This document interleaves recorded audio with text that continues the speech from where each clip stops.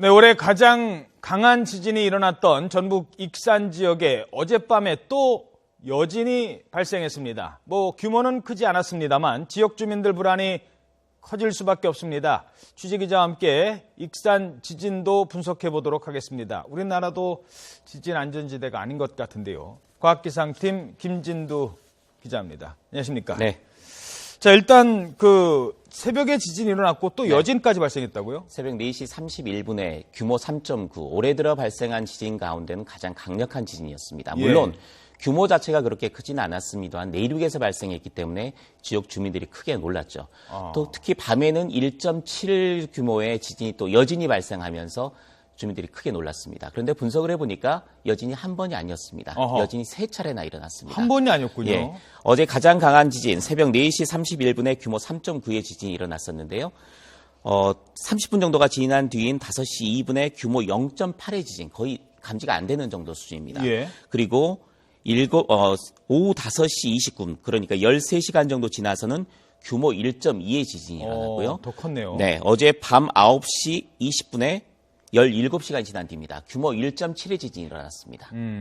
지금 3.9로 시작한 지진이거든요. 네. 그런데 여진이 계속 3차례. 저 정도 규모도 여진이 생기나요? 3.9 정도면 원래 여진이 있습니다. 지진은 한꺼번에 많은 압력이 몰렸다가 풀리면서 지진이 발생하는 거기 때문에 강한 지진 같은 경우는 일본의 도호쿠 대지진 같은 경우는 수백 차례 여진이 발생했고요. 규모 9.0이었습니다.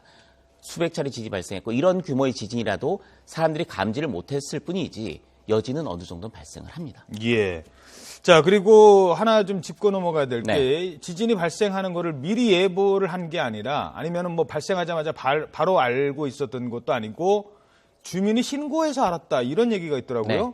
어떻게 맞습니다. 된 겁니까? 규모 2.0 이상의 지진만 기상청 공식적으로 발표를 합니다. 규모 2.0이면 사람들이 느낄 수 있다고 해서 유감 지진이라고 부르는데요. 2.0으로 이하로 내려가면 사람들이 지진이 발생한 것을 거의 인식을 못합니다. 그래서 무감 지진이기 때문에 발표를 안 하는데 어제 같은 경우는 3.9였잖아요. 3.9도 발표를 했습니다.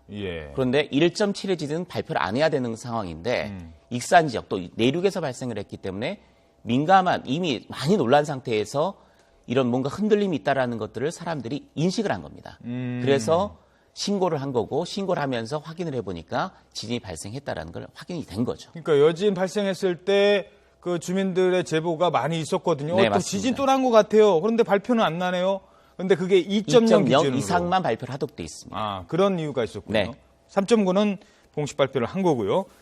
자, 우리나라도 이렇게 되면 지진 안전지대가 아니라고 봐야 되는 겁니까? 맞습니다. 우리나라에도 내륙에서 발생한 지진 가운데 가장 센 지진은 규모 5.3의 지진이 있었고요.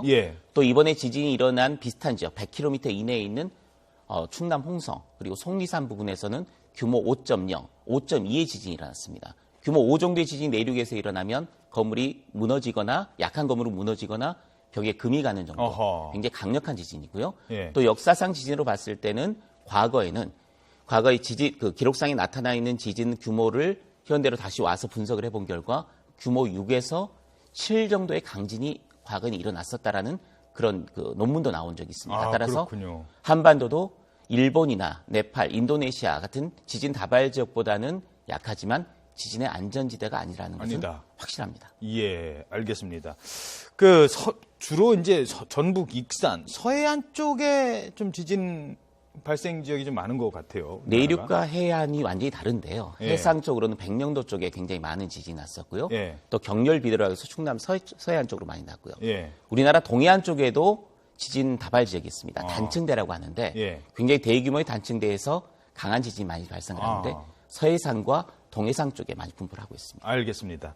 자, 그리고 오늘 안 그래도 중국발 스모그가 오후부터 이제 문제가 될 것 같아요. 지금 비가 와서 좀 덜한 것 같은데 문제는 아직도 지금 스모그가 좀 있는 상태거든요. 그렇습니다. 미세먼지 많고. 근데 비가 와요. 근데 비 오는데 이게 맞을 만한 비입니다. 평상시에 생각하면. 못 젖을 정도도 아니니까요. 근데 이거 오늘 같은 날 비 맞아도 되는 건지요? 비 맞으면 안 되겠죠. 왜냐하면 미세먼지가 이미 자체 발생한 미세먼지가 있는 상태에서 중국발 스모그에 아주 강한 스모그는 아직까지는 몰려오고 있지는 않습니다만은 조금씩 바람을 타고 미세먼지가 중국발 스모그가 이미 유입이 돼 있는 상태입니다. 그렇죠. 따라서 우리나라 대기는 상당히 독한 성분의 미세먼지가 가득 차 있다고 보시면 되겠고요. 비의 양이 약해서 미세먼지가 해소되지는 않지만 그 독한 성분의 미세먼지가 비에 섞여서 내리기 때문에 오늘 내리는 비는 되도록 맞지 않으시는 게 좋습니다. 예. 자, 지금 출근 시간인데요. 아침에 나가실 때 꼭 우산 챙기시기 바랍니다. 이 비 그냥 무시하면 안 된다고 합니다. 과학기상팀 김진두 기자였습니다. 수고하셨습니다.